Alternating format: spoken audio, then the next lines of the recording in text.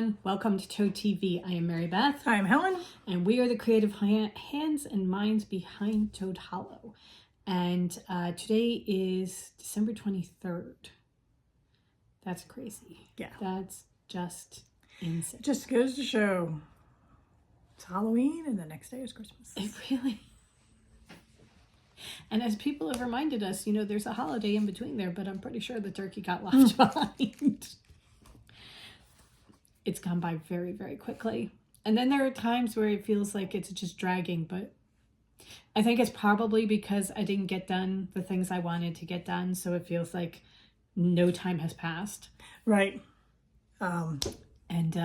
We've been giving ourselves a stern talking to about not being quite so hard on ourselves for not having. I thought you were going to say we were giving ourselves a stern talking to for not getting it done. Oh, no. For not, for giving ourselves a hard time for not getting it done. Because right. It's, our expectations, we have a tendency to make them very, very high. Okay. So I'm never going to find it. Okay. I follow somebody on Facebook or on Instagram whose house was featured in Country Living magazine, I think it was. She has like pink Christmas all over. And her kitchen is so beautiful. I mean, it's just absolutely beautiful.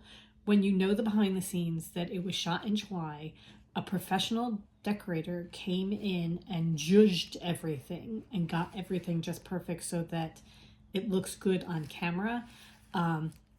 It's like there are people who can do this. I am not one of them.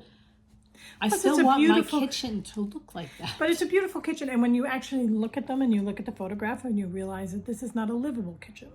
You cannot, just make cookies on a whim. Or, like I started pinoli cookies this morning because I felt like, I'm going to make some pinoli cookies. And I realized I don't have enough pine nuts. So. I'm very, very happy. I came downstairs. I'm like, oh, what are you making? She said pinoli cookies. I'm like, oh, God, I nearly passed out on the floor. Because I love pinoli cookies so much. So I am heading to the supermarket to get This more. is how much she loves pinoli cookies. She is going to the supermarket on a Saturday. The Saturday before Christmas. 2 days before Christmas to get me pine nuts. Because we need them for the cookies. My little packet of pine nuts is not nearly enough. So, anyway, the beautiful Better Homes and Gardens kitchens are not, in the forecast for this year. Maybe next year. Or, completely livable. You just can't, cook in it. But it looks pretty. You come in the house and we have the garland up with the lights and it looks festive. And my mom loves the fact that everywhere she turns around, there are little Christmas trees and things like that. So we have done a good job. Oh, it looks just, there's no mistaking what holiday it is. We haven't put everything out. So for me, it's like we haven't done it. Right. It's not done. But. And also, in my head, it goes to, it's 2 days before Christmas, so it's not worth it. Right. You're going to be taking it down in 3 days anyway. Why bother putting it on? Which is laughable because, it has to be, the month has to be more than 2 before we start thinking about taking Christmas down. We were pretty That's good. Not I think true. I think we took it down at 12th night last year. I think we took it down the tree around... dictated it last year because the tree dried up so fast. And I'm kind of slowly sinking out of I think it's going to do it again this year because the pine needles are dropping. But so the boughs are very supple. But the pine needles are dropping. Right. Anyway, this is not why we're here. No, it's not. We are here to do Bookvent because we've been doing Bookvent all month. And we only have 2 left. That's really sad. However, we have 2 good ones left. Well, they're all good. Yeah. I'm not going to say that. They're all very good. But this one I think is a really good one because it's a mystery and I love mysteries. Right. You can go wrong, but it's harder. Right. It's an easier pick. So for our Tiesta Tea, we did the Tiesta Tea advent calendar. Today we got cherry punch. Which we have had before and we like very much. Sweet cherry herbal tea. It has hibiscus, apple, pineapple, elderberries, natural flavors, cherries, rosehip, and marigold flavors. I'm sorry, marigold flowers, not marigold flavors. I had the fruity punch this morning. I'm doing the blackberry Bellini, which was a couple days ago. It's okay. It's kind of weak. Yeah, the fruity punch is very, very weak. And to me, growing up in the 70s, when I think fruit punch, it should be red. Like, yeah, if it's not red or blue, it's not fruit punch. Right. It should be the red of Kool-Aid. And if it's not that color, there's something wrong. This was barely yellow. I mean, yeah. Now granted, the most prevalent fruits in it are pineapple and mango, which are both yellow. But it's not fruit punch. That's tropical punch. Yeah, that's it. That's not fruit punch. So, it was good. I think part of the problem is I usually put a lot more in of my loose tea. Their portion. Idea of a portion is not my idea of a portion. I think their idea of a portion, I mean, look at the size of the cup. Okay. So we have to remember that you pour less water in. And I poured my water in today and I'm like, oh, that's way too much water. Okay. Because I'm using a fairly big cup. So I usually tend to double my loose tea portion. I usually do 2 scoops. Measurement. Whatever. That's what I do. Yeah. And this is most definitely only 1 scoop. Right. So it's, but even still, it was kind of weak. Yeah. I believe she said it tasted like warm water. It did. So what I'm going to do is, I think tomorrow I'm going to try the zesty lemon because that one looks really good. Yeah. All right.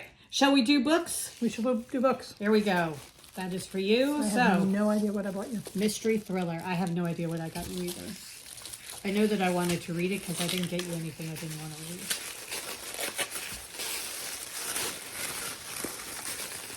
Oh, I do remember that because that was the last one to come. Okay. And I didn't think it was going to come in time. Oh, wait.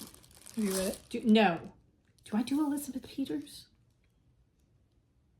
Yes. Yes, I do. I have not done this one, though. Okay. So this is The Camelot Keeper by Elizabeth Peters. I have done a whole bunch of her Amelia Peabody series, which is set in Egypt. It's almost like The Mummy. As a matter of fact, I think The Mummy may be based on it? Based a little bit on it. So, that's right. That's a good one. Anyway, so, and I like it. I like them very, very, very much. What do you do them on Kindle? No, I used to have them. Oh, okay. I mean, this is a while ago. Okay. I was reading these when I was in Barnegat Lights, so I mean, this is a long time ago. So I actually would really love to go back and find some of these and redo them because I really, really enjoyed them a lot. So this is for Jessica Tregarth. An unexpected invitation to visit her grandfather in England is a wonderful surprise, an opportunity to open doors to a family past that has always been closed to her. But sinister acts greet her arrival. A stranger tries to steal her luggage and later accosts her at Salisbury Cathedral. Mysterious villains pursue her through Cornwall, their motives and intentions unknown. Jessica's only clue is an antique heirloom she possesses, an ancient ring that bears the Tregarth family crest, and her only ally is a handsome Gothic novelist, David Randall, her self-proclaimed protector, who appears from seemingly out of nowhere to help her in her desperate attempt to solve a 500-year-old puzzle. For something out of the cloudy mists of Arthurian lore has come back to plague a frightened American abroad, and a remarkable truth about a fabled king and a medieval treasure could ultimately make Jess Tregarth very rich or very dead.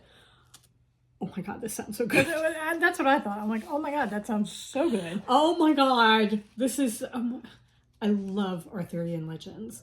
And,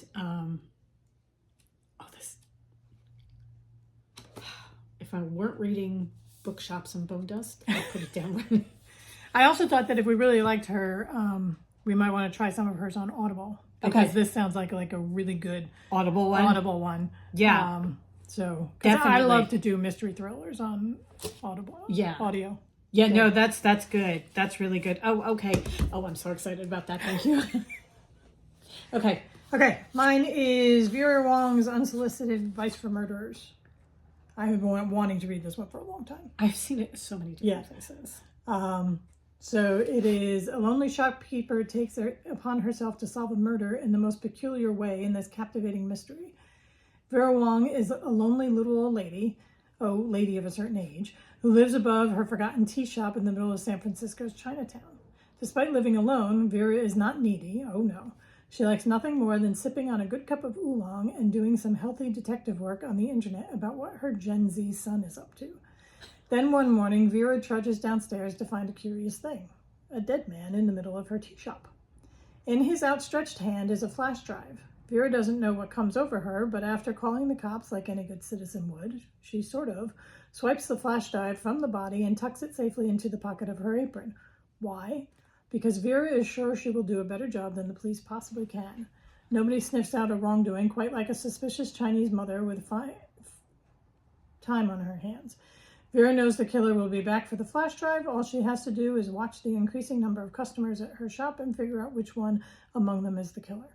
What Vera does not expect is to form friendships with her customers and start to care for each and every one of them. As a protective mother hen, she will end up having to give one of her newfound chicks to the police. That's it. So I'm excited about this one. Yeah, I've wanted to, she's the one that did Dial A for Aunties, which we haven't read. Oh, right. Okay. But yeah. I've wanted to for the longest time. Okay. So, because everybody raves about that too. So I thought, and then there was the 4 aunties in a right. way. So I thought, let's get on to her. Yeah. Because I think she's going to be a good author to have. Yeah. And then it will be a page in my reading journal of, this was a really good book. I'm going to go find all the other books by this person. Yeah. Yeah.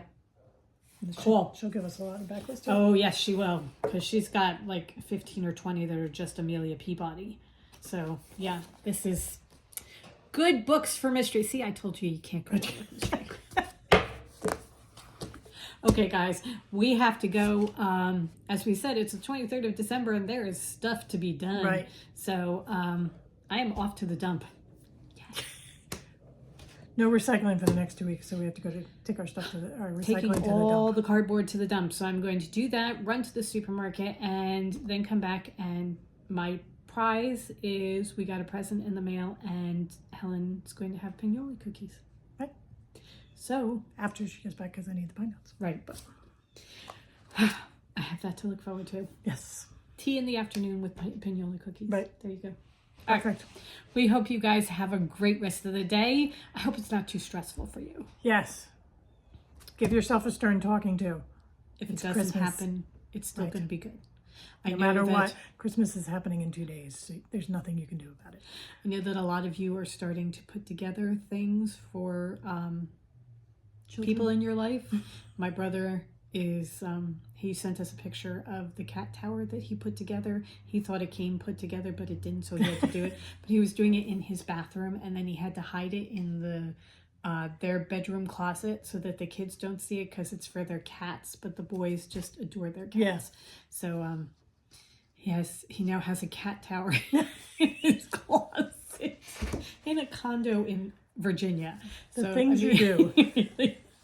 At least it's one less thing that he has to put together tomorrow night. Right. All right, so tomorrow, last day of Bookvent, last recording of the year for us, and we will see you then. Right. All right. Have a great day, everybody. Enjoy everything. Right. Go forth and create. And we'll see you tomorrow. Bye. Bye.